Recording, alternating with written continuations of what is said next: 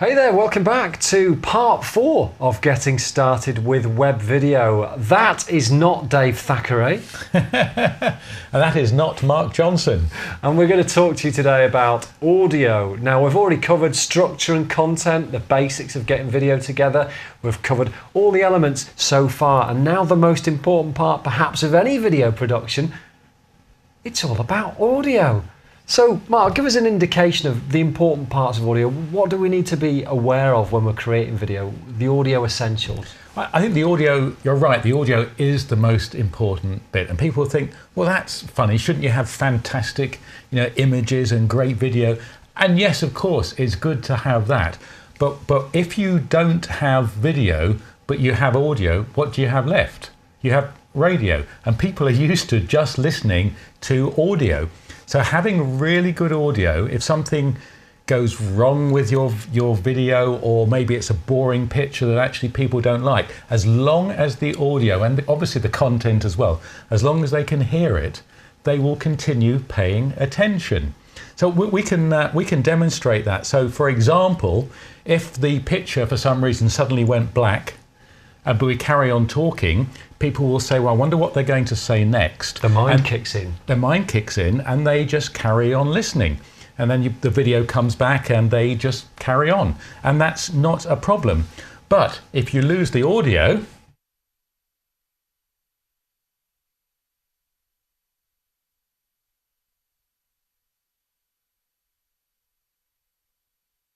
if you do that, then you're going to lose people quite quickly, because even if you have great pictures, great images, if you're not describing them, you're not painting the picture, putting the words around them, you will lose people. And they missed a hell of a tale. Oh, they did that story. That's a really good one. Don't repeat that in front of the audience. I'll have to remember it. So audio is important. And of course, you might be wanting to just use the audio in a different way, not have it with video. So again, it's good to have. It's important to have, great quality audio.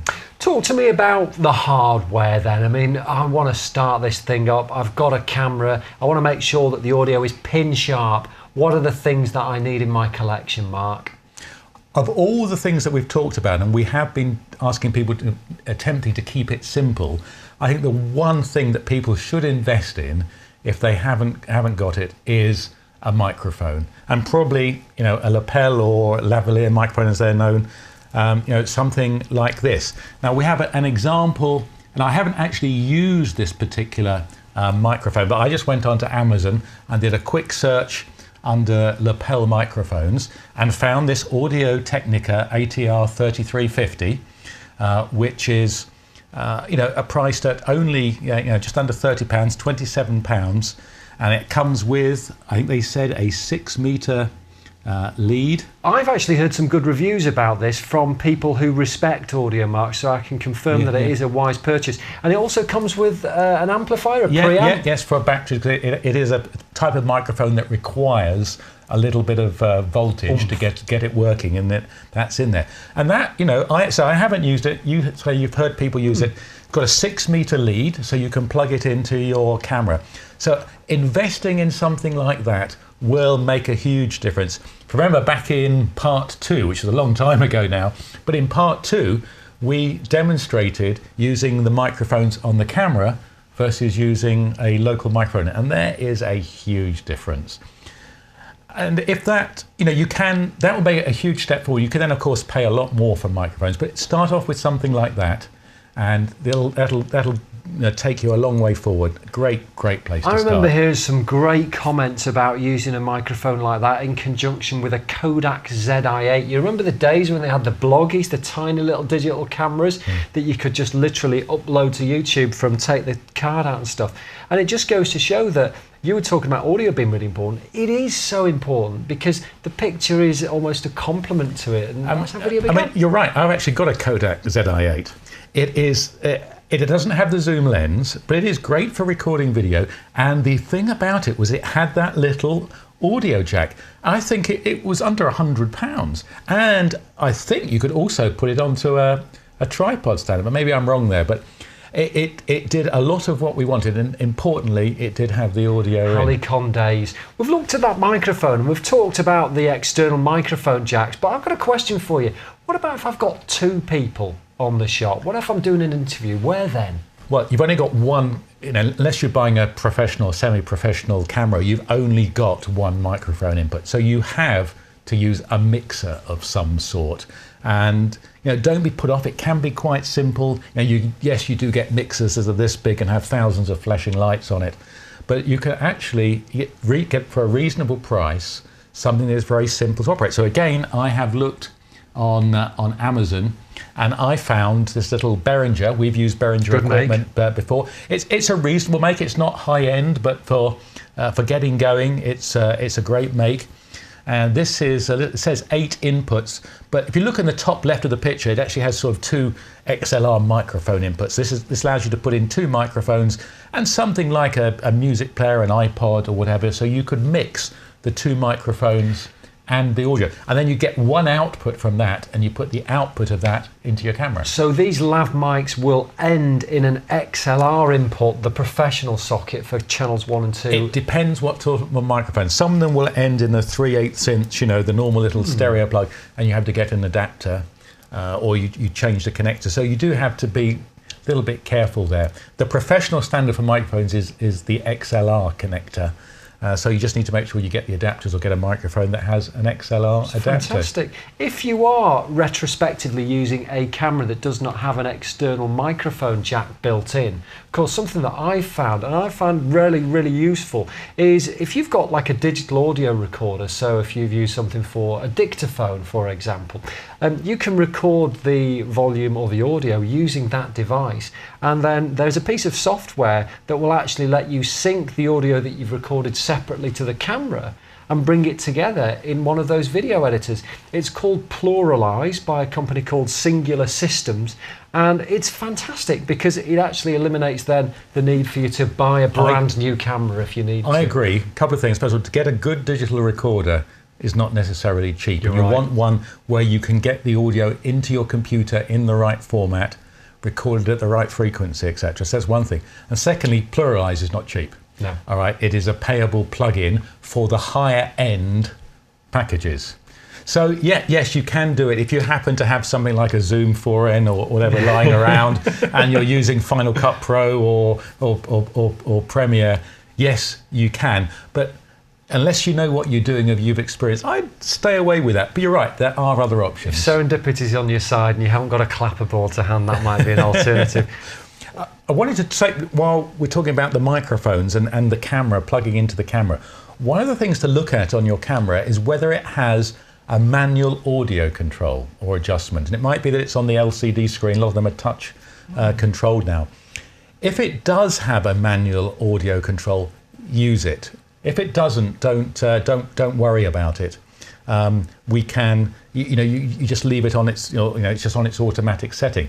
Now, the advantage of using the manual control is if it doesn't have manual, it has what's known as automatic gain control. And what that means is that the camera is trying to sort out the audio for you. So it will, if you're quiet for a few seconds, it'll bring up all the background noise. It's sort of like turning the volume up on the microphone. So there must be something there. And the audio can go up and down. So you're quiet for a couple of seconds. And then when you come in, you're suddenly ever so loud because it's trying to find it. So it can make your sort of audio go up and down a bit. But if that's all you've got, that's fine. Just understand that that is going to happen, and perhaps don't leave long breaks in your conversation. The camera doesn't like silence. It doesn't like silence. But if you have a manual control, you can just, with a bit of experimentation, work out, you put it on 70% or 60% and just leave it there. And if it's silent, it's not going to suddenly bring up all the background noise and then make the first couple of syllables of whatever you say next sound really loud. Another advantage of crystal clear audio is if you choose to repurpose the audio from that video as a podcast, isn't it? Something very close to my heart, as you all know. I always find that videos, by and large, 80% of videos would work really well as a podcast or as an audio product that you can use to accompany your blog articles, because obviously once you've created a video, chances are that you will want to write about it, and there's no better way than to accompany it with an audio version as well.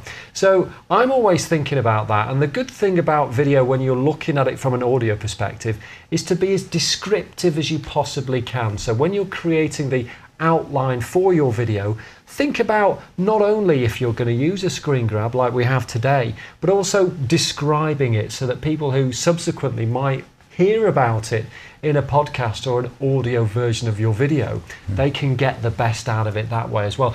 It's some opportunity that you can't really miss out on, can you? Because it's 2 bites of the cherry. That's right. I mean, rather than saying, look at this, you say, I bought this pen.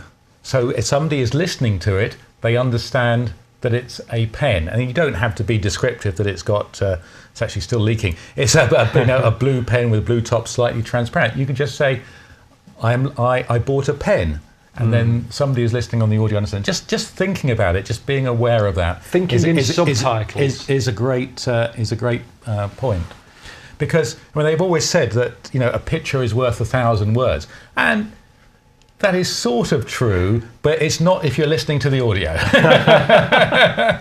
And if the audio isn't good, it's even worse. We haven't really covered background noise yet, and that's something we have to be aware of, isn't it? Yeah, I mean, that's something that we struggle with a lot of equipment in the studio here. We have fans going and various bits of noise, but there are things that we have learned and which are so obvious, but you don't always think about, especially when you're racing to get something done. Mobile phones. Put them on silent, or even actually turn them off. There can be a problem, by the way, with getting mobile phones too close to some of this equipment, especially to microphones. Have you got doorbells, or is there something? Normal phones. Make sure that they're not going to ring. Have you got a pet? Have you got a big dog in the garden that's suddenly going to bark because the postman has... Don't record a video on bonfire now. That's a good example. That's right. Skype, close down Skype. Make sure that all of the laptops are within reason mutable, so that you haven't got any distractions from that point of view. Yeah, because you will always get, whatever you do, there is always something that is there to disturb you. And if it's going to happen, it will do it while you are recording. Right. And we have fallen foul of that, and I'd like to have a strict leave your phones outside the studio rule. We haven't quite got there yet. The Italians call audio the god of audio, DOD, or may hastily have been made up there, but I think that really reiterates how important audio is to any video product. To summarise what we've talked about today then, first of all, an external microphone really is very, very important. The one thing people must use if they can. The golden rule of thumb. And you need to test the audio in advance, don't you? Just to make sure that all the I don't want to get too much into levels, but just to make sure that the volume isn't. You're not getting a lot of red lines if you're using a mixer. Common sense applies here. You want to make sure the audio is level, and it's you don't want one. If you do have 2 people, the audio should be at the same level, because you can, when you're editing it, you can adjust the audio up or down, but it becomes a lot more difficult if one person has to be edited down and one person has to be I'm glad you explained that. It makes my job a whole lot easier. And last of all, don't be scared of using that video audio again as a podcast, because that is another way of reaching people. People learn by watching, people learn by listening, people learn by writing and reading. I mean, in one of the shows that we do is Studio Tech Live, which is about higher end studios and equipment. We have had so many requests for, I want the audio, but we're saying, but we're showing equipment. But people, they're driving in their cars, they're traveling on trains, they can't watch the video, but they want to hear what you have got to offer. So, it doesn't actually take much more effort to take that audio and use it again. Plenty of light bulb moments today, and plenty of lighting to discuss in part 5 of Getting Started with Web Video. Hope you're going to join us. We're looking forward to it.